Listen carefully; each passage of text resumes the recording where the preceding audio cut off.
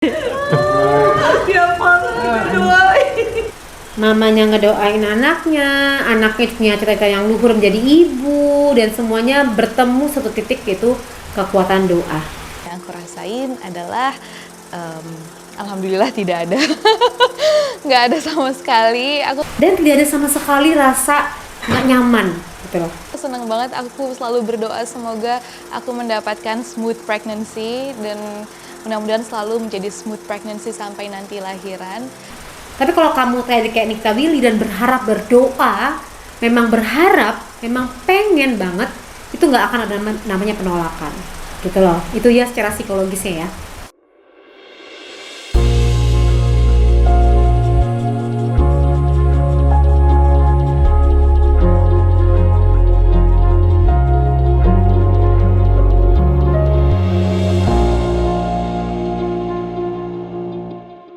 Assalamualaikum warahmatullahi wabarakatuh. Kita lanjut yuk pembahasan Nikita Willy part 3. Karena aku nggak ada mual sama sekali, paling cuma cepet capek aja. Sore-sore suka mual dikit kan? Tapi bukan mual yang ingin muntah gitu loh, cuma kayak...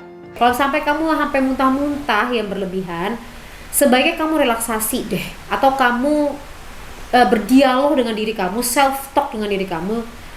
Kamu berharap nggak ini anak?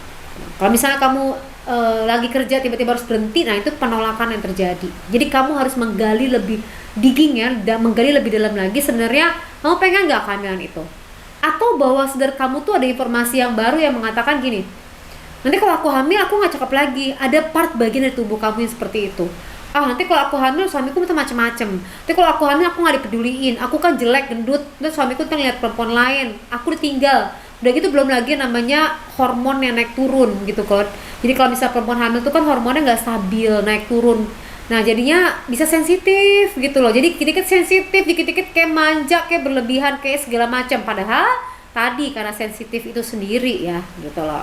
Nah kemudian juga bicara mengenai kehamilan, bicara juga mengenai ngidam ya. Jadi ngidam tuh sebenarnya ada nggak sih secara psikologis? Ngidam itu sebenarnya keinginan-keinginan yang terpendam yang pada saat dirasakan oleh ibu hamil. Nah sebenarnya secara psikologis tuh ngidam tuh sebenarnya bentuk perhatian si istri kepada suami, pengen diperhatiin lebih, makanya bentuknya ngidam. Kayak gini loh, kan aku capek ya, kan aku hamil, aku perutnya badannya kan berat nih ya, ngerjainnya suami ya aja gitu dan begitu, makanya gitu loh, ngerti gak sih? Sayang beb, aku mau dong martabak tapi harus 1 senti, pokoknya ngerjain kamu harus makan batu bata beb, gitu-gitu loh. Sebenarnya itu adalah apa sih namanya, bentuk reaksi dari perempuan yang ya pengen aja dia juga ngerasain gitu, ngerti gak sih? Jadi tapi gini ya guys, kalau kamu nonton kayak gini pada saat istri kamu hamil, ya udah respect aja, udah nggak apa-apa, kamu mau aku makan apa aku makan deh gitu loh, ketimbang dia ntar jadinya uring-uringan ribet loh. Perempuan hamil uring-uringan ribet, dan mendingan turutin aja deh. Kalau kamu suruh makan batu bata ya udah makan aja, kenapa sih? Makanya dokter aku karena tahu aku orangnya aktif dan nggak kerasa apa-apa, jadi dokter selalu melarang aku untuk olahraga yang berat-berat. Takutnya aku kelewatan gitu loh, kebablasan karena aku nggak begitu ada rasanya gitu. Jadi dokter bilang cuma boleh stretching atau jalan di treadmill atau enggak berenang. Nah dia nggak ngerasain apa-apa, anaknya aktif ya, jadinya dokter sampai ketakutan nih. Nanti kamu olahraga lagi, kamu terlalu capek lagi gitu loh, karena emang aktif dan ngerasain apa-apa, keren banget. Nah kamu bisa bayangin nggak, kalau tidak ada rasa apa-apa oleh Nikita Willy, berarti kamu juga bisa. Aku pengen ngomong sama perempuan-perempuan yang nonton ini, jadi jangan cengeng gitu loh, ngerti gak sih? Kalau kamu tahu ya, aku pernah dengar sebuah kisah, ada salah satu perempuan ya, dia hamil anaknya 10, jadi udah melahirkan, udah sering banget ya. Itu di wawancara tuh nggak pernah tuh namanya mual, nggak pernah tuh sepanjang kehamilan ngidam. Ada anaknya 10 dan melahirkan, kamu tahu nggak di mana? Kalau misalnya orang melahirkan kan repot, teriak-teriak sakit gitu-gitu kan. Kalau dia cuman di bawah tempat tidur zaman dulu yang bukan spring bed, di tempat tidur banget, perutnya tuh yang gendut itu tuh dimasukin, tau nggak sih, kasih ada tempat tidur itu, terus dia cuma gini dong, udah selesai lahir anaknya, sesimpel itu. Saya nggak ngerti kalau misalnya ada perempuan-perempuan yang sampai wah gitu gimana banget gitu kan. Karena kalau orang yang udah pengalaman banget tuh ya udah biasa banget, jadi artinya udah, berarti gambarannya apa? Perempuan tuh memiliki kekuatan yang maha dahsyat ya untuk bisa mengelola emosi dan tidak bisa merasakan apapun saat pikirannya itu dikontrol. Jadi aku pengen ngimbau bahwa kamu ini perempuan-perempuan adalah perempuan-perempuan tangguh. Jadi jangan namanya hamilan itu akhirnya membuat kamu tuh nggak produktif, nggak ngapa-ngapain gitu, ngerti nggak sih? Tapi kalau memang kamu mau memanfaatkan situasi itu untuk membalas suami, nah dia terlihat santai-santai aja, nggak ngerasain perut ini berat banget, oke, bolehlah kamu ngidam gitu loh. Tapi secara basically kamu harus paham bahwa sebenarnya ngidam itu karena tadi rasa yang stereotip lah bisa dibilang ya. Peristiwa yang dilakukan oleh orang lain kebanyakan akhirnya ikutan. Tapi kalau kita lihat Nikita Willy dan beberapa orang lain yang memang mempersiapkan secara mental, itu tidak akan mengalami hal tersebut. Yang jelas adalah tidak menimbulkan konflik. Ya tadi yang kamu kerja, kamu disuruh diam di rumah sama suami, udah nggak usah ngapa-ngapain, diam aja. Nah itu akan mengakibatkan tanpa sadar kamu ngomong gini, nggak kayak gitu, aku nggak seperti itu perasaannya, tapi bahwa sadar kamu melakukan itu, bentuknya adalah dengan mual-mual, muntah-muntah dan lain-lain gitu loh. Tapi kalau kamu siap mental, memang seperti Nikita Willy, maka kamu gak akan merasakan perasaan apapun, ngerti nggak? Karena udah ready gitu loh. Nah inilah membedakan antara anak pertama, anak kedua, sampai anak 10 ya gitu loh. Nah pada saat kamu single fighter, kamu sendiri karena kamu nggak bisa teriak kepada orang lain, atau kamu misalnya struggle, itu juga sama. Banyak kan perempuan-perempuan zaman dulu yang zaman perang, pada saat suaminya berperang gimana? Dia melahirkan sendiri di hutan gitu loh, nggak ada siapa-siapa, nggak boleh teriak, nggak boleh ngapa-ngapain, bisa gitu kan. Berarti sebenarnya secara psikologis manusia memiliki kekuatan yang maha dahsyat, apalagi perempuan. Nah itu aku pengen ngomong gitu supaya tidak menjadi perempuan yang cengeng. Oke? Sip. Ini anakmu ya. Ini kantong makanannya ya. Kayak kita backpack kalau mau ya itu bawa makanan ya. Jadi sekarang saya tinggal ukur 5 mili ya.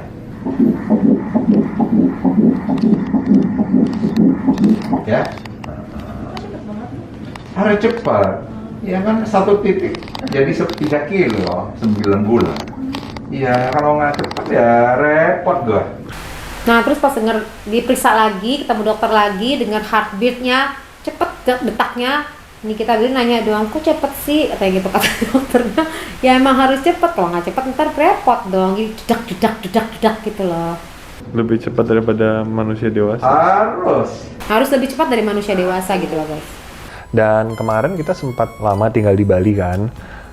Pas kita lama tinggal di Bali itu, kita benar-benar kerjaannya cuma pengen bikin Niki happy aja. Karena yang kita tahu kan first trimester itu kan adalah saat-saat paling krusial lah ya. Dan mereka sempat tinggal di Bali, dan suaminya suami yang apa ya? Suami yang siaga ya, gitu loh. Siaga yang berusaha menenangkan istrinya.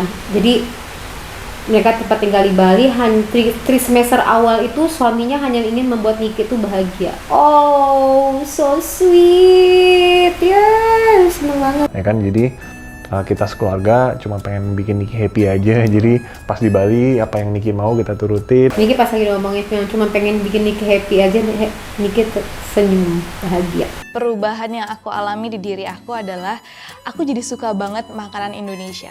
Aku harus pagi-pagi nunjukin ke Indra, oke, aku udah makan putih telur, aku udah makan telur, aku udah makan smoothies, aku udah makan avocado gitu-gitu. Jadi siangnya aku bisa makan bakso, aku bisa makan gorengan. Karena kadang-kadang dia cravingnya makanan-makanan yang kayak agak kurang bergizi gitu. Iya. Jadi ya kemudian dia sekarang ini terakhir ini suka masakan Indonesia, bakso dan lain-lain. Itu juga harus diam-diam gitu, karena kan pagi udah makan makanan yang baik-baik lah, tapi terakhir pengen makanan Indonesia. Ya oke, as long as istrinya happy, go on dong, gak ada masalah. Tapi yang bisa kita gambar dari kisah ini, dari part 1, part 2, part 3 adalah apa ya?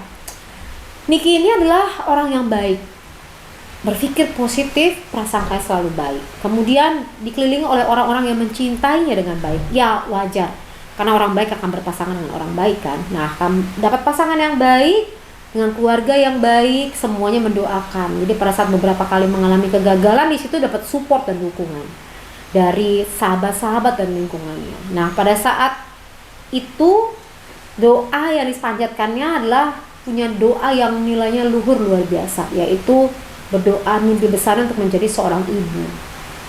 Hanya menjadi seorang ibu. Nah, karena doa yang begitu luhur dan begitu menyentuh ya, dilakukan di seluruh keluarga, makanya kekuatan doa itu bergetar dan tersampailah kepada Sang Pencipta. Akhirnya diberilah amanah untuk dititipkan adanya janin di perutnya daripada Niki di situ ya. Nah, kemudian karena siap mental dan memang benar-benar menginginkannya, makanya secara psikologis siap tubuhnya untuk menerima kehamilan tersebut. Tidak ada penolakan, tidak ada masalah secara psikologis apapun. Maka dari hari ke hari ia akan merasakan perasaan yang bahagia. Tadi dari keluarga yang bahagia, suami yang bertanggung jawab, lingkungan yang baik, Niki juga orang baik. Kemudian mempersiapkan kehamilan di 3 semester pertama, hanya satu-satunya loh keinginannya suaminya membuat istrinya bahagia dalam 3 semester dari semester awal kehamilan istrinya. Luar biasa ya. Semoga kisah ini menginspirasi buat teman-teman semua bagaimana kamu menjadi orang baik sehingga kamu bisa mendapatkan pasangan yang baik. Pasangan yang baik juga akan menghasilkan anak-anak yang baik kelak nanti ke depannya. Tapi satu kunci dari saya adalah jadi perempuan harus struggle, harus kuat dan mampu. Jadi tidak pada saat hamil tuh tidak banyak ngeluh gitu loh. Tapi menerima kehamilan sehingga dimudahkan urusannya. Apapun yang diikhlaskan pasti dimudahkan urusannya. Oke? Sama juga dengan kamu semuanya. Semoga dalam keadaan ikhlas, bahagia, sehat selalu. Wassalamualaikum warahmatullahi wabarakatuh. Bye-bye.